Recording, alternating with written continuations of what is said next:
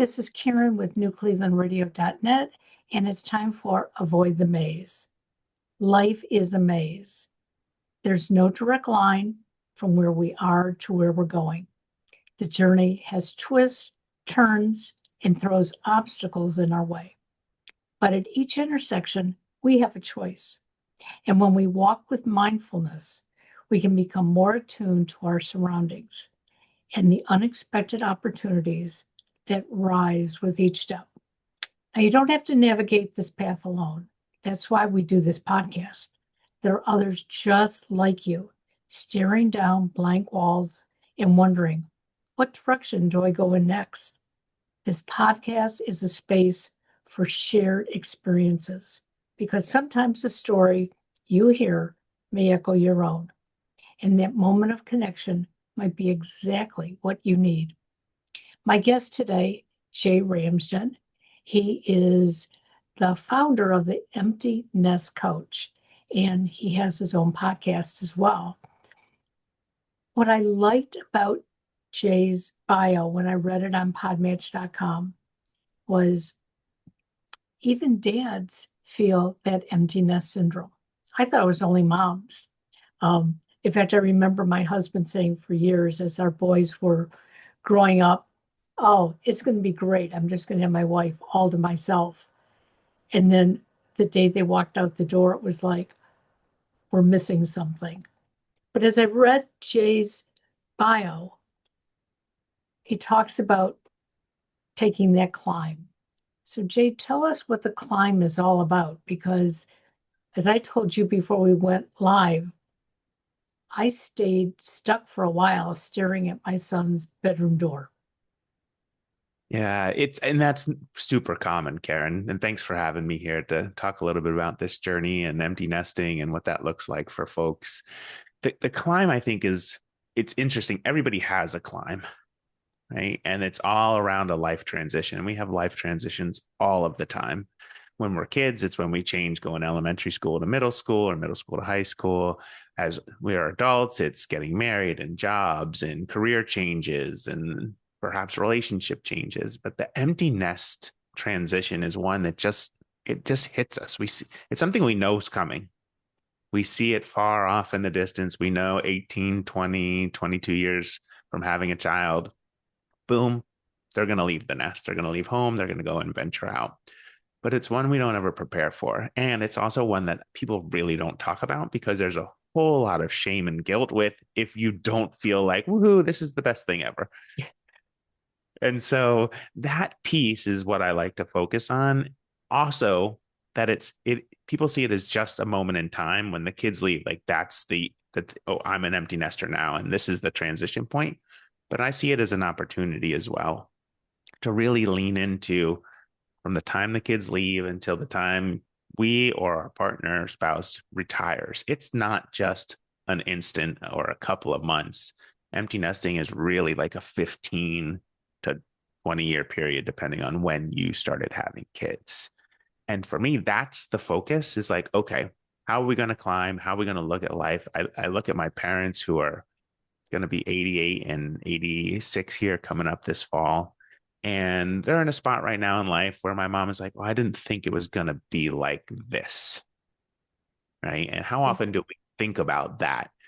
I didn't think it was going to be like this. I didn't think it was going to be like this when I got married, or I didn't think it was going to be like this when I had kids, or I didn't think it was going to be like this when the kids left home.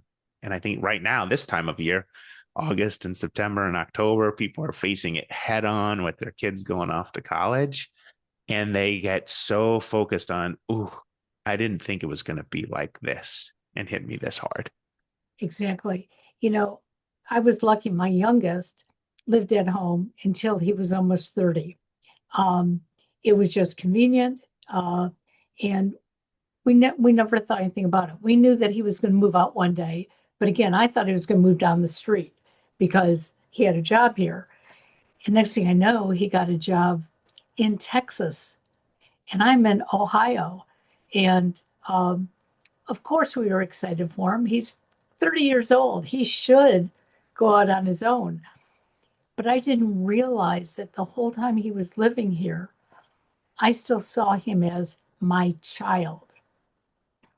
And as he packed up his car and waved goodbye, my whole life felt like it had fallen apart. I couldn't stop crying. My husband was sort of teasing me about it.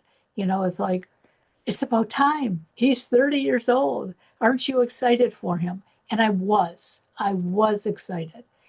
But again, my life had been surrounded by him still being here and my husband. And now it was just me and my husband. And I wanted more, but I didn't know what that was.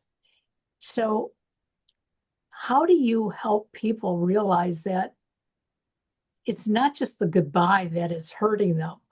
It's they need something else to fill that space, but they don't know how to find it. Yeah. And you were experiencing what I call proud ache, all the pride in them for taking that next step and all the heartache in the world for yourself. And that happens lots of different times in life, but that when the kids leave home, it's the biggest one because the energy changes, the rhythm of the house changes, and then we're left basically asking ourselves, okay, now what? And I've put all this time and energy into people. And so often, if you Google empty nest syndrome, you'll see find a hobby, go to things. And you may ultimately end up there having a hobby or a second career or whatever it may be. But I don't believe that's where you start because I think you have to get a handle on what's going on in your heart and your head about that transition. And that's where people get lost. You spent so much of your life as a parent, as a mom, as a dad, focused on doing what's best for the kids and launching them on their path. And then when their path launches, you're like, ooh, okay, now what? Or what now? What do I do? And my goal is really helping people answer that question, now what? And then get excited about what's next. And it goes back to the idea that it's not just a moment in time. There's lots of life to live, but don't wait to do it. And that's my focus with folks when I'm talking about the empty nest life. And you mentioned your parents, and to some degree, grandparents feel that empty nest as well. Because, and I noticed it with my mother. Now, my mother lived 4 hours away, but what she started to notice as our son got older was that he didn't come with us to visit. It was just my husband and myself. Mm-hmm. And she would say over and over again, when do I get to see him? And I didn't realize how tough that was even for her. Because again, up until a certain time, he was always with us. He was part of the group. Now, all of a sudden, it's just my husband and myself. So I think we have to look at that empty nest as it's a much bigger picture than just what mom or dad are feeling when the kid goes off. Oh, absolutely, Karen. It is also siblings. You mentioned grandparents, siblings feel the change. Even pets feel the change. Wow. Okay. Because if you think about it, right, humans, we are so geared towards connection and belonging, and we build our tribe, right? That's how we survive as we build a tribe. We have a family, it's extended family, but any change to that creates a ripple effect across everyone. And so I think people think, oh, well, often we just always think about ourselves, like, how does this change affect me in the moment? But we also have to keep in mind it does affect everybody else in the family, right? The focus is usually on moms, but dads are affected by it, perhaps in different ways. You said grandparents, kids are, and pets are. And anybody connected to that person, their friends too, their high school friends, same, because there's a change in how life operates. And that I think is important for people to remember. It's such a transitional point in time for folks when somebody goes off and leaves. So when I read your bio, you talked about something that you decided to do, and that is not just climbing a mountain, but climbing Mount Kilimanjaro. Now, that is huge. It is. It is. Yeah. What made you decide to take a giant step rather than a baby step?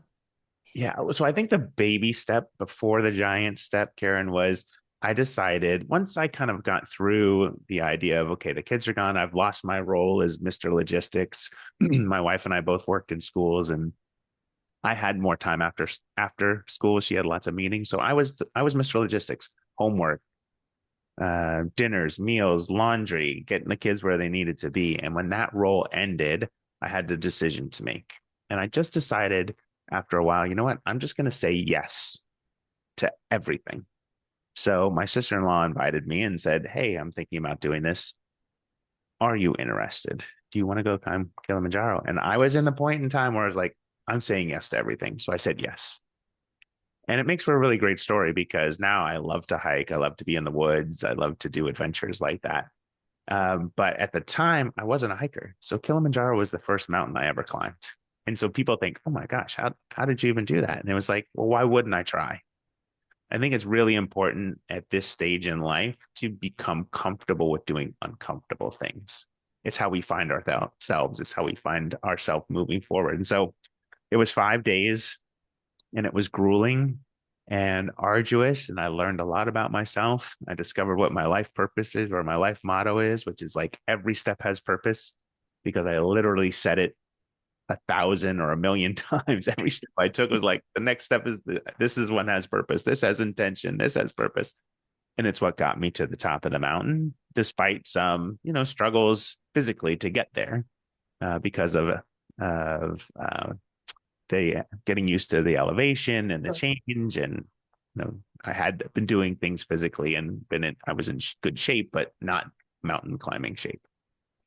But it's an opportunity. It was an opportunity. Had you ever attempted climbing just a tall hill in the past?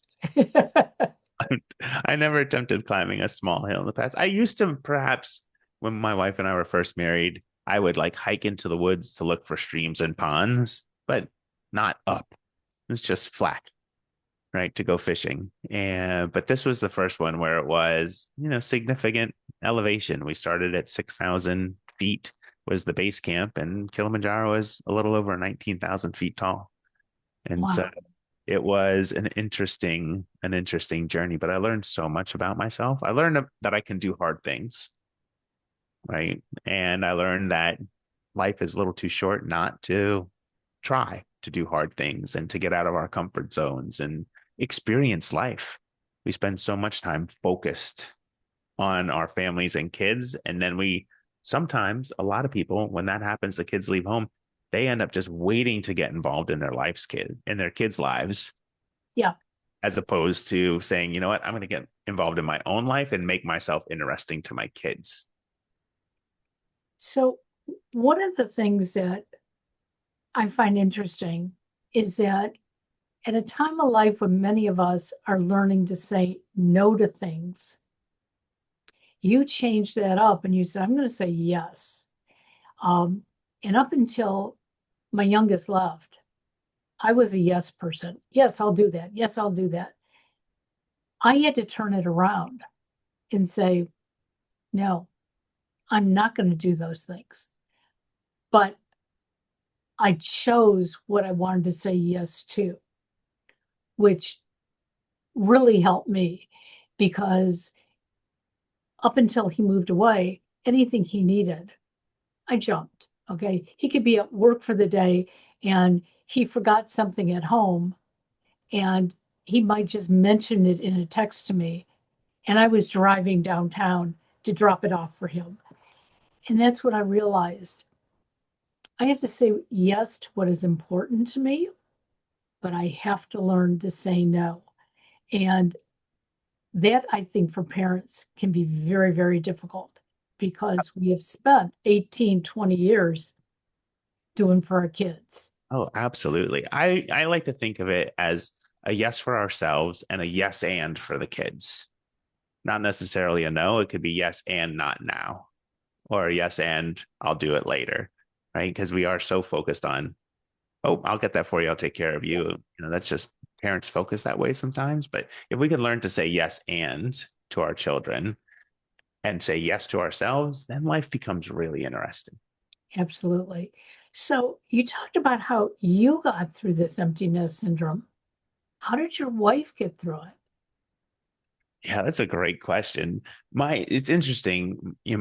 In her journey, I think when the kids left home, right, our college experience was a little bit different because of COVID, like many people whose kids went off during Yep. college, right? COVID had a big play in it. So they left and they came right back, right? Our son was, I think, our daughter was maybe going into her sophomore year and our son going into his senior year when COVID hit. And so they came right back and we had more time with them. It was an interrupted empty nest. And then when my son was getting ready to graduate college and my daughter was going into her senior year, my wife took a new job and we moved. And so the focus was there. So the focus was all on something new for her, right? New experience, new job, new location for us. And so that's where her energy went. She didn't have time, I think, to think about the other components, but it hit me when we moved our son's 27 now, our daughter's 25. When we moved them into their adult apartments 1 week apart, that's when it hit me. I talked about the Mr. Logistics part before. My Mr. Logistics career was over. Yeah. And that's when it hit me. And I was like, oh, I really need to figure out what's going on with myself here. And that's when I just got intentionally curious about what I wanted my life to look like. And that's where the yes came from. The yes, I'm going to say yes to everything. So you also do a podcast. So you have guests on your show who are going through this, and we go through it a lot at this time of year, obviously, because of college and things, but it can happen any time of year. And for some of us who are so invested in our families, it's almost like a period of grief that we go through. Um, I remember when my oldest, he was 11 or 12, um, his father and I were divorced, and his father asked him if he wanted to come live with him for his junior high and high school years. And it sounded exciting to him and, was obviously devastating to mom, but he moved, but that was 4 hours away. And from that point in our life, we've always been a minimum of 4 hours of distance. I wasn't expecting to go through empty nest syndrome when he was 11, 12 years old. Um, and it it hit so hard that I wasted a couple of years because all I wanted to do was, wake up and say this was a bad dream. As it turns out, it probably was the best thing that ever happened for him and I, because we are extremely close. And so thank God for that. But empty nest syndrome can happen at any time, any point of our life. Why isn't there any real training for us to understand it? That's a great question, Karen. And you had mentioned before too. You said, "Oh, it feels like grief. It is grief, right? There are three stages to empty nesting: grief, relief, and joy." And people, when I say grief, relief, and joy, people think it's linear. Oh, I'm gonna grieve, and then I'm gonna have relief, and I'm gonna have joy, and that's not how it works. Some people jump right to joy. It's all that, and some people stay in grief for longer. Some people do grief, they hit relief, and then the kids come back home on a vacation. Then grief starts again when they go back to school or they go back to their house, whatever it may be. But I think ultimately people don't talk about it because we mentioned a little bit before, there's a lot of shame and guilt. If you don't feel like, oh, my life is amazing now, the kids are gone, I've done my job. And so it's something that people just keep quiet about until now. I feel like there's more of a conversation starting to happen. I see it a lot on TikTok, is where I typically live my social life and talk about empty nesting. So more and more people are talking about it, but preparing for it doesn't happen. And that's my mission, is to like get people prepared for it so they're ready for when it happens. Not to say you're not going to feel the roller coaster of emotions. You are. That's human nature. But to know how to handle it, I think, is the next step in my mission, is teaching people, here's how you can handle it when it happens so that you don't go down what I call the river of misery and get stuck in it. It's interesting because my youngest always would say to me, oh, Mom, someday you're really going to go through that emptiness syndrome. You're going to cry. You're going to miss me. And as he got older, I would tease him back and go, no, I'm ready. There's the door. You can go anytime. However, like I said, that day that he packed up his car and he turned around and waved, it was like, you're going 1,000 miles away from me. So when you forget that something in the morning, I can't just drive it to you, which I thought was part of my mission. And so I grieved over that. I can't help take care of you. And then realizing that in this trip down, he was going to be experiencing all different types of weather, all different types of people. And I didn't think he had the experience for it. So part of me, I'm very proud. Look at my son. But the other part of me is, oh my God, how do I protect him? And so I found myself going back and forth for the first year that he lived away, thinking, how can I help? No, look what he's doing. I'm so proud of him. But you're right, it doesn't go away because they come back to visit. And the day they get in their car or on an airplane to go back to their life, it can start up again. So do you have any tools that you offer parents? In that moment of like preparing for how do you make it happen? I think it comes down to realizing that you did your job, right? They're off thriving, they're doing well in life, and you did everything you possibly can. Where I guess the hiccup comes in, there's a country song that says, I taught you everything you know, but I didn't teach you everything I know. And so as parents, we want to still keep teaching them stuff. But in that transition, when the kids are really little, we're kind of like the sage on the stage. And I think this may help people understand it better. Is like when they're little, we're the sage on the stage. So much so like, ooh, the oven's hot, don't touch it. Right. We learned that lesson. We're teaching you this lesson. When they get to be like middle school, we kind of move to like the mentor in the center. We're still there, right? They live in our homes. We are kind of mentoring them through this time. We're available when they need to be available. But when they hit college or when they move and become adults, we really become the guide on the side. And that piece, the guide on the side piece, is where I think parents, if you lean into that, they still need you. They still want to have advice from you. It's just not on a 24/7 basis. That's the key, is realizing, oh, I'm still an important part of their lives, just not every single day. I'm important and I still have things to teach them. It's not an either or, it's a both and. One of the things I learned from my son was I let him call me. I don't call him unless it's really, really important. And he calls every day. It's just something that he has adapted to it. And sometimes it's a real conversation. Sometimes it's, hi, I'm on my way to work. I have these things to do. Hope you have a good day, Mom. Goodbye. That is what helped me grow, because I realize now that he can take care of himself, but when he does need that mentoring or that guidance, he will ask for it. So he just recently moved closer to home. He's only 2 hours away now. And he calls me up and he goes, I really need you to come down here because I can't organize my apartment. And so I said to him, well, we can come down overnight, but I didn't organize it for him. I guided him on what needed to be done. I said, I know you don't want all these boxes sitting in your living room, but you know what? I'm not going to unpack them. But if you open them up, we're going to look at it and decide this goes in the bedroom, this goes in the kitchen. And now you can organize it. And the funny part about him is that he is a merchandiser. So he knows how to put out his merchandise.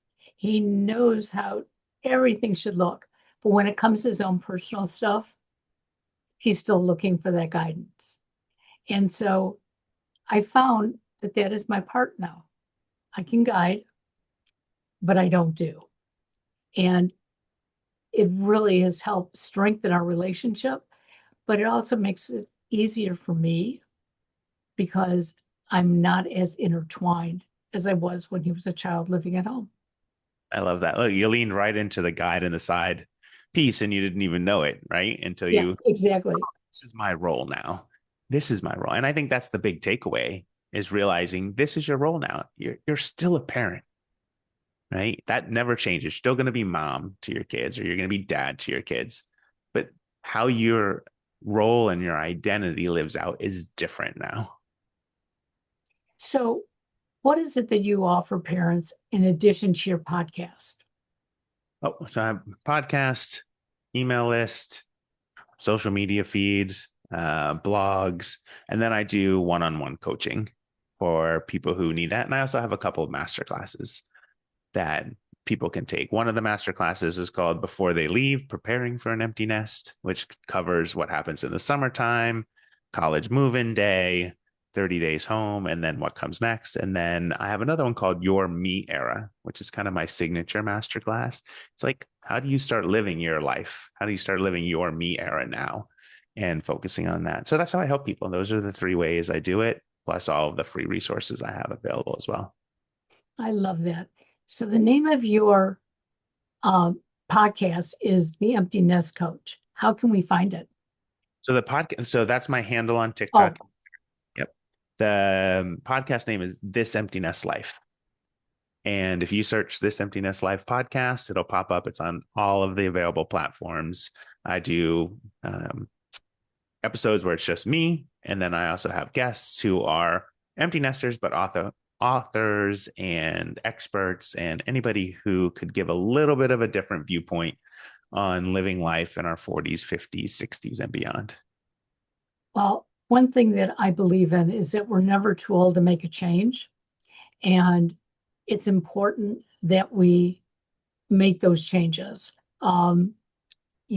15 years ago, I never would have believed that I would be following a dream that I had when I was 18. Now, I wanted to be a broadcaster. My parents thought it was a little ridiculous. That was 1968. And how many women were in broadcasting in 1968?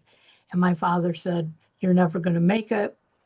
Become a teacher, do something else."